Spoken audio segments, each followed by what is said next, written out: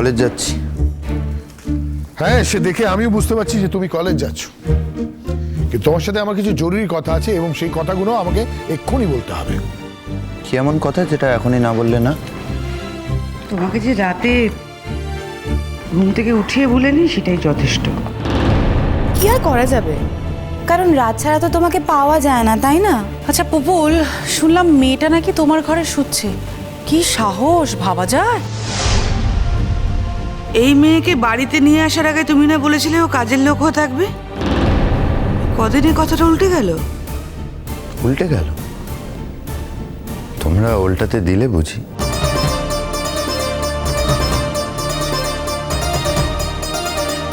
আমি যতদূর জানি যে ওই বাড়িতে এখনো কাজের লোক হয়েই আছে। বাড়ির সমস্ত কাজ ও করছে, এমনকি যে সমস্ত কাজ ওর করার কথা নয় সেগুলো ও করছে। আমি জানি না আমার বলার পরে সেগুলো বন্ধ হয়েছে কিনা। তুমি বলবে কেন? এরকম তো কথা ছিল না। সে তো তোমরা আমায় অমানুষ তৈরি করবে সে কথাও ছিল না, মানে আমার জানা ছিল না, এখন জানলাম। কিন্তু ফরচুনেটলি মামনির দয়ায় পুরোপুরি অমানুষ আমি তৈরি হইনি। আর ঠিক সেই কারণে আমার মনে হয়েছে যে কাজগুলো করা অসম্ভব বা ওর করা মানায় না সেগুলো করবে না। কি ভুল বলেছি বলো?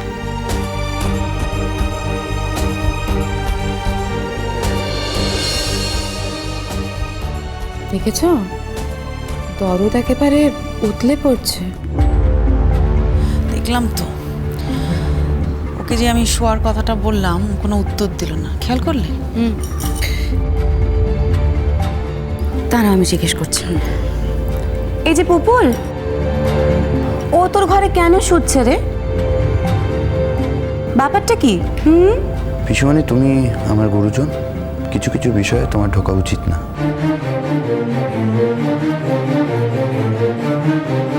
যাই হোক, প্রশ্ন যখন করেছো উত্তরটাও দিই। হ্যাঁ, ও আমার ঘরের বাইরে শুতো, আমি ওকে ঘরে শুতে বলেছি। আপত্তি আছে? এই মেয়ে, এইদিকে এসো, এইদিকে এসো। হ্যাঁ বাবা।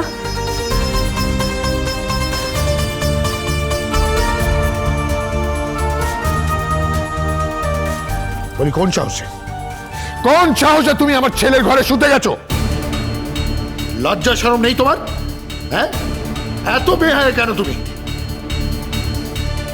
কাজের লোক হয়ে থাকবে বলে তুমি আজ আমার ছেলের ঘরে শুচ্ছ? আমি আমি না করেছিলাম বাবা। এই চুপ করো। তুমি চাওনি, আমার ছেলে তোমাকে জোর করে শুইয়ে দিয়েছে। কি নোংরা তুমি! ছেলে ধরার বুদ্ধি তো বেশ রপ্ত করা হয়ে গেছে। এই শিক্ষা দিয়েছে তোমার মা? শিক্ষে যে কার আছে আর কার নেই কো সে তো বোঝাই যাচ্ছে। একগুলো লোকের সামনে দাঁড়িয়ে মেয়েটা স্বামীর ঘরে শোয় না শোয় না কো সেই ফিরিস্তি চাওয়া হচ্ছে। একটা মেয়ে মানুষকে বিবস্ত করার থেকে এটা কম কি বাপু? হ্যাঁ, ও ছুটকি, তো স্বামীকে বল যে তার বাপ মা তো তাকে মেয়েদেরকে সম্মান করতে শিখিয়েছিল, তা তোর পাল্লায় পড়ে তো সেসব চুকে বুকে গেছে। বাপ মা তো ওপর থেকে দেখছি আর কাঁদছিল। এই তো মৌকা ছিল, চলে এসছে ফোড়ন কাটতে। দাদা, এই জন্যই তোমাকে বলি জানো তো, যে যখন তুমি পুপুলের সঙ্গে কথা বলবে ওকে তোমার ঘরে নিয়ে গিয়ে দরজা বন্ধ করে কথা বলো, তাতে বাইরের লোক ঢুকতে না পারে। কথা শুধু তো আমার ছেলের সঙ্গে নয়, এই মেয়ের সঙ্গেও তো কথা বলতে হয়। আর এই মেয়েকে আমার ঘরে আমি কিছুতেই ঢুকতে দিতে পারি না। হ্যাঁ ঠিকই তো দিদি ভাই। আরে বাবা, তোমার ঘরে এদিক ওদিক কত কি ছড়িয়ে ছিটিয়ে থাকে। তোমার তো আবার খেয়ালই থাকে না।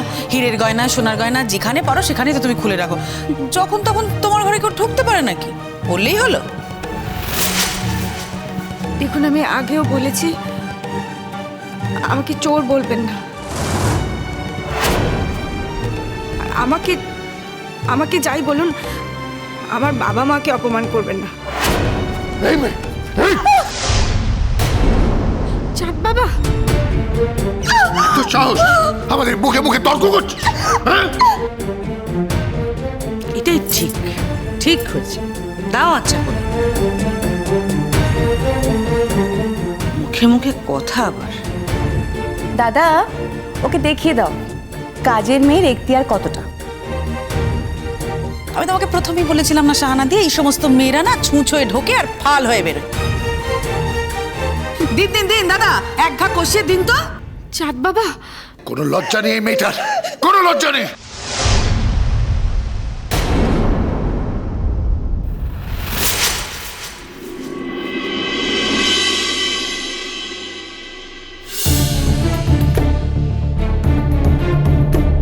এই হাতটা সরাও। মানে বললাম ওই হাতটা সরাও, না হলে আমি এখনই নিজে পুলিশ স্টেশন গিয়ে তোমার নামে কমপ্লেন করতে বাধ্য হব। পুপুল,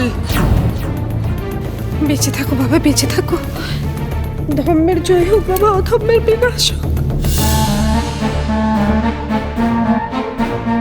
পুপুল তুমি তুমি কিন্তু এখনো হাতটা ছাড়োনি বাবু।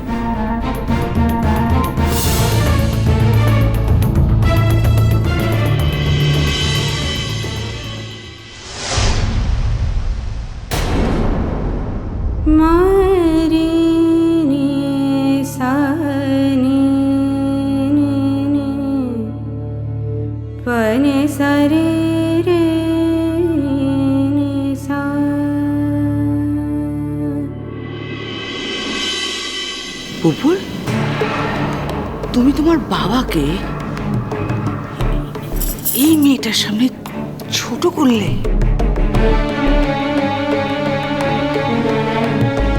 হ্যাঁ পুপুল, মা বাবা ওর সামনে নিজেকে অনেক আগেই ছোট করে ফেলেছে।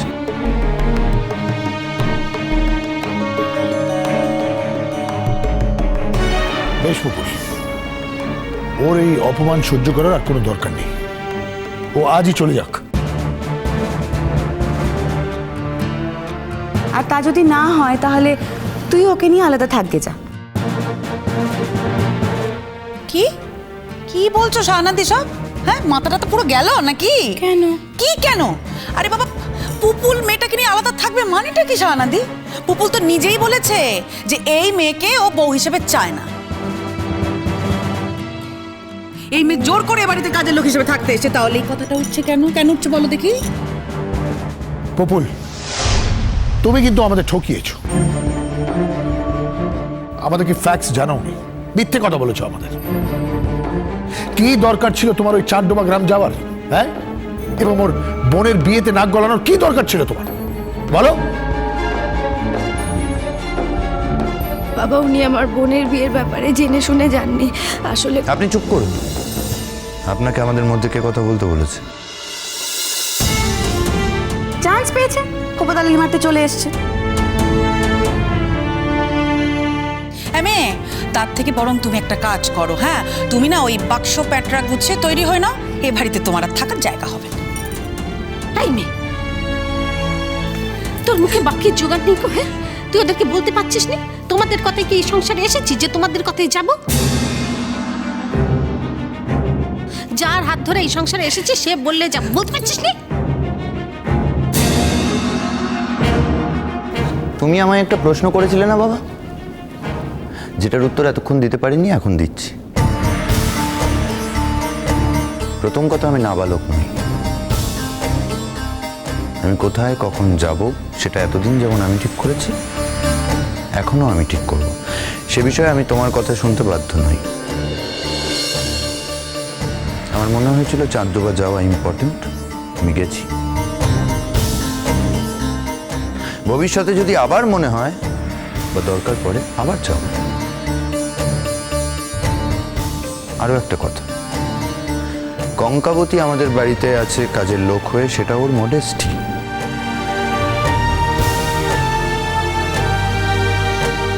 কিন্তু আজ থেকে যদি ও চায় যে এই বাড়ির বউ হয়ে থাকবে, সেই অধিকারটাও তোমরা দিতে বাধ্য।